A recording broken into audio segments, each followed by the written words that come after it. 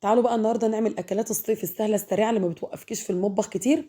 اول حاجه نسمي الله ونصلي على الرسول. اللهم صل وسلم وبارك على سيدنا محمد وعلى اله وصحبه اجمعين.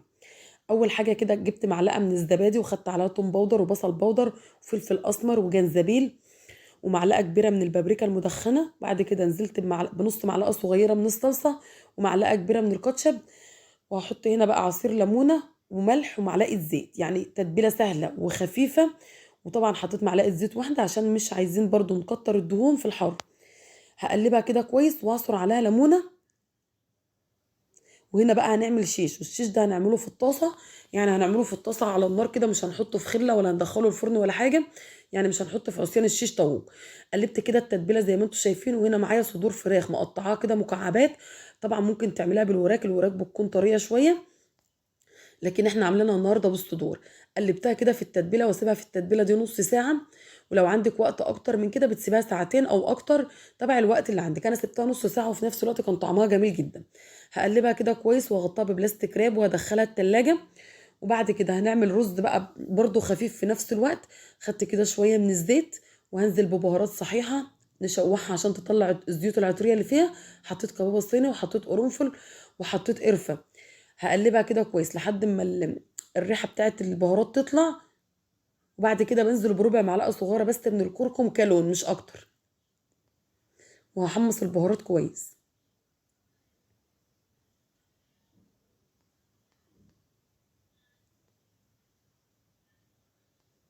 خلاص كده مجرد ما البهارات بتاخد تحميصه، هنا بكون غاسله كوبايتين من الرز البسمتي، وممكن تعملي رز مصري عادي. وهنزل اشوحهم كده وبعد كده هنزل عليهم بالميه. وكوبايتين الرز البسمتي، كل كوبايه رز بسمتي بتاخد كوبايتين من الميه. بس انا هنا مش بعاير الرز ولا الميه، انا بحط كده بالشكل. بعد كده نزلت بشويه من الملح وهقلب، وهنزل بميه سخنه مغليه في الكتل.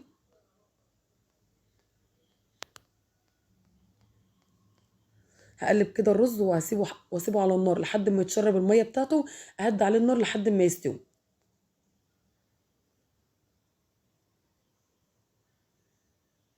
القرنفل مع القرفه بقى يدي معاكي للرز طعمه حلو. هنا كنت خرجت الشيشه من التلاجة بعد ما سبت نص ساعه، وحطيت طاسه تسخن كويس على النار.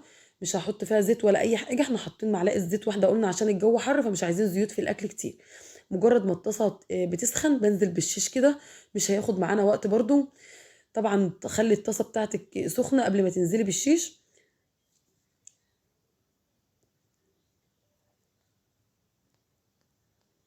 مجرد ما بياخد لون بقلبه على الجهه التانية وبهدي النار لحد ما بيتسوى كويس.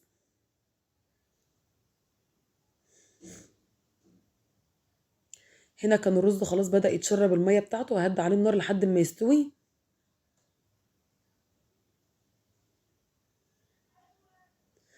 وكده هنا كمان الشيش كان بدأ ياخد لون، هقلبه على الجهة التانية. وشايفين الوصفة سهلة وسريعة وبسيطة، مش هتاخد وقت معاكي في المطبخ. وبما ان الجو حر عايزين وصفات سهلة كده وسريعة.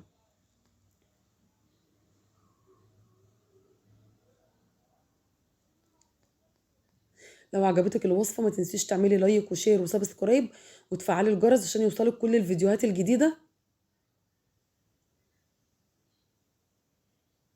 شايفين ما شاء الله لونه عامل ازاي؟ التتبيلة بتاعته كانت جميلة جدا وسهلة وبسيطة في نفس الوقت.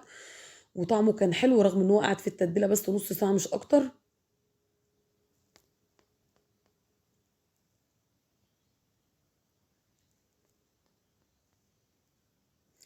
خلاص كده شايفين الرز كمان استوى معانا، شايفين الرز شكله عامل ازاي، والبهارات طبعا متحمصه عطياله طعم حلو.